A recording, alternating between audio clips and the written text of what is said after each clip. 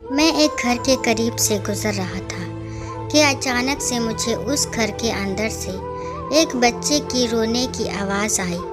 उस बच्चे की आवाज़ में इतना दर्द था कि अंदर जाकर वह बच्चा क्यों रो रहा है ये मालूम करने से मैं खुद को रोक ना सका।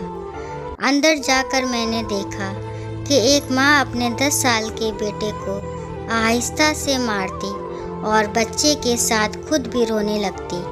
मैंने आगे होकर पूछा, बहन जी, आप इस छोटे से बच्चे को क्यों मार रही हो जबकि आप खुद भी रोती हो? उसने जवाब दिया, भाई साहब, इसके पिताजी भगवान को प्यारे हो गए हैं और हम लोग बहुत ही गरीब हैं। उनके जाने के बाद मैं लोगों के घरों में काम करके घर और इसकी पढ़ाई का खर्च बामुश्किल उठाती हूँ और ये कमबख्त स्कूल रोज़ाना देर से जाता है और रोज़ाना घर देर से आता है। जाते हुए रास्ते में कहीं खेल कूद में लग जाता है और पढ़ाई की तरफ ज़रा भी ध्यान नहीं देता है, जिसकी वजह से रोज़ाना अपनी स्कूल की वर्दी गंदी कर लेता है। मैंने बच्चे और उसकी माँ को जैसे तैसे थोड़ा समझाया और चल दिया। इस घटना को कुछ दिन ही बीते थे कि एक दिन सुबह सुबह कुछ काम से मैं सब्जी मंडी गया तो अचानक मेरी नज़र उसी 10 साल के बच्चे पर पड़ी जो रोज़ाना घर से मार खाता था। मैं क्या देखता हूँ कि वह बच्चा मंडी में घूम रहा है और जो दुकानदार अपनी दुकानों के लिए सब्जी खरीदकर अपनी बोरियों में डालते तो उनसे कोई सब्जी ज़मीन पर गिर जाती थी। वह बच्चा उसे फ़ौरन उठाकर अपनी झोली में डाल लेता। मैं ये नज़ारा देखकर परेशानी में सोच रहा था कि ये चक्कर क्या है। मैं उस बच्चे का चोरी चोरी पीछा करने लगा। जब उसकी झोली सबसे भर गई तो वह सड़क के किनारे बैठकर उसे ऊंची ऊंची आवाज़ें लगाकर वह सब्जी बेचने लगा। मुंह पर मिट्टी, गंदी वर्दी और आँखों में नमी। ऐसा महसूस हो रहा था कि ऐसा दुकानदार ज़िंदगी में पहली बार देख रहा हूँ। अचानक एक आदमी अपनी दुकान से उठा जिसकी दुकान के सामने उस बच्चे ने अपनी नन्ही सी दुकान लगाई थी। उसने आते ही एक जोरदार लात मारकर उस नन्ही दुकान को एक ही झटके में रोड पर बिखेर दिया और बाजुओं से पकड़कर उस बच्चे को भी उठाकर धक्का दे दिया। वह बच्चा आंखों में आंसू लिए चुपचाप दोबारा अपनी सब्जी को इकट्ठा करने लगा और थोड़ी देर बाद अपनी सब्जी एक दूसरे दुकान के सामने डरते डरते लगा ली। भला हो उस शख्स का जिसकी दुकान के सामने इस बार उसने अपनी नन्ही दुकान लगाई। उस शख्स ने बच्चे को कुछ नहीं कहा।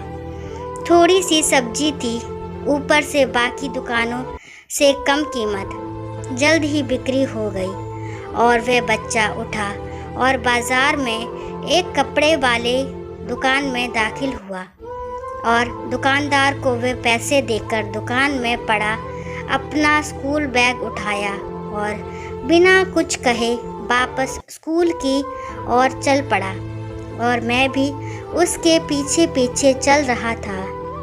रास्ते में बच्चे ने अपने आप को साफ किया और मुंह हाथ धोकर स्कूल चला गया। मैं भी उसके पीछे पीछे स्कूल चला गया। जब वह बच्चा स्कूल गया तो 1 घंटा लेट हो चुका था, जिस पर उसके टीचर ने डंडे से उसे खूब मारा। मैंने मास्टर जी को मना किया कि उसे मत मारो, पर मास्टर जी ने कहा, रोज़ ही लेट आता है और मैं रोज़ाना इसे सज़ा देता हूँ कि डर से स्कूल वक्त पर आए और कई बार मैं इसकी माँ को भी खबर दे चुका हूँ। खैर, बच्चा मार खाने के बाद क्लास में बैठकर पढ़ने लगा। मैंने उसके टीचर का मोबाइल नंबर लिया और घर की तरफ चल दिया। घर पहुंचकर एहसास हुआ कि मैं सब्जी मंडी से सब्जी लाना ही भूल गया। मासूम बच्चे ने घर आकर माँ से एक बार फिर मार खाई। सुबह उठकर फौरन बच्चे के टीचर को कॉल की कि मंडी टाइम हर हालत में मंडी पहुँचे और वो मान गए। सूरज निकला और बच्चे का स्कूल जाने का वक्त हुआ और बच्चा घर से सीधा मंडी अपनी नन्ही दुकान का इंतजाम करने निकला। मैंने उसके घर जाकर उसकी माँ को कहा कि बहन जी आप मेरे साथ चलो, मैं आपको बताता हूँ आपका बेटा स्कूल क्यों देर से जाता है। वह फौरन मेरे साथ ये कहते हुए चल पड़ी कि आज इस लड़के की मेरे हाथों खैर नहीं, छोड़ूंगी नहीं उसे आज। मंडी में लड़के का टीचर भी आ चुका था। हम तीनों ने मंडी की 3 जगहों पर पोजीशन संभाल ली और उस लड़के को छुप कर देखने लगे। आज भी उसे काफ़ी लोगों से डांट फटकार और धक्के खाने पड़े और आखिरकार वह लड़का अपनी सब्जी बेचकर कपड़े वाली दुकान पर चल दिया। अचानक मेरी नज़र उसकी माँ पर पड़ी तो क्या देखता हूँ कि वह लगातार रो रही थी और मैंने फ़ौरन उसके टीचर की तरफ देखा तो उसके भी आंसू बह रहे थे। दोनों के रोने से मुझे ऐसा लग रहा था जैसे उन्होंने किसी मासूम पर बहुत जुल्म किया हो और आज उनको अपनी गलती का एहसास हो रहा हो। उसकी माँ रोते रोते घर चली गई और टीचर भी सिसकियाँ लेते हुए स्कूल चला गया। बच्चे ने दुकानदार को पैसे दिए और आज उसको दुकानदार ने एक लेडीज सूट देते हुए कहा कि बेटा आज सूट के सारे पैसे पूरे हो गए हैं, अपना सूट ले लो। बच्चे ने उस सूट को पकड़कर स्कूल बैग में रखा और स्कूल चला गया। आज भी वह 1 घंटा देर से था। वह सीधा टीचर के पास गया और बैग डेस्क पर रखकर मार खाने के लिए अपनी पोजीशन संभाल ली और हाथ आगे बढ़ा दिए कि टीचर डंडे से उसे मार ले। टीचर कुर्सी से उठा और फौरन बच्चे को गले लगा लिया। मैंने भी अपने आप को संभाला और आगे बढ़कर बच्चे से पूछा कि ये जो बैग में सूट है वह किसके लिए है। बच्चे ने रोते हुए जवाब दिया कि मेरी माँ अमीर लोगों के घरों में मजदूरी करने जाती है और उसके कपड़े फटे हुए होते हैं। कोई जिस्म को पूरी तरह से ढकने वाला सूट नहीं है और मेरी माँ के पास पैसे नहीं हैं, इसलिए अपने माँ के लिए ये सूट खरीदा है। तो ये सूट अब घर ले जाकर माँ को आज दोगे? मैंने बच्चे से सवाल पूछा। जवाब ने मेरे और उस बच्चे के टीचर के पैरों के नीचे से ज़मीन ही निकाल दी। बच्चे ने जवाब दिया, नहीं अंकल, छुट्टी के बाद मैं इसे दर्जी को सिलाई के लिए दे दूंगा। रोज़ाना स्कूल से जाने के बाद काम करके थोड़े थोड़े पैसे सिलाई के लिए दर्जी के पास जमा किए हैं।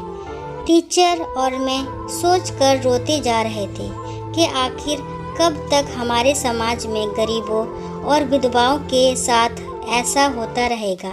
उनके बच्चे तो हार की खुशियों में शामिल होने के लिए जलते रहेंगे। आखिर कब तक? दोस्तों, आशा करती हूँ ये कहानी आपको ज़रूर पसंद आई होगी। अगर कहानी पसंद आती है तो अपने विचारों को कमेंट बॉक्स में ज़रूर बताएं और मेरे चैनल को लाइक, शेयर और सब्सक्राइब करना तो बिल्कुल भी ना भूलें। और कहानी को लास्ट तक सुनने के लिए थैंक यू।